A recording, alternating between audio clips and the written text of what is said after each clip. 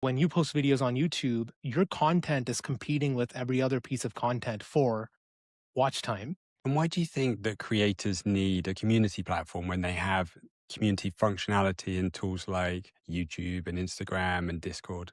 Yeah, so I really look at those platforms as rented land. Now, it's a fantastic rented land, and if you're building your audience, I would never try and dissuade someone from building an audience on any of those platforms. It's just that when you look at their incentives, so when you look at YouTube's incentive, for example, and by the way, I love YouTube. I watch a lot of podcasts and videos all day, but they're really centered around this one idea of like the watch time and video engagement, right? That's what the entire platform's about. And so when you post videos on YouTube, your content is competing with every other piece of content for watch time.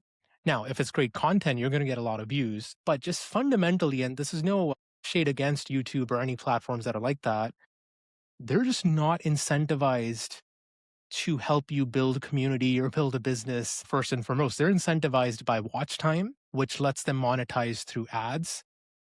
And of course, if you can, build an audience, get attention, monetize ads, like it's one fantastic way to build a business and it's been very successful, but you do kind of have to know that you're building on rented land.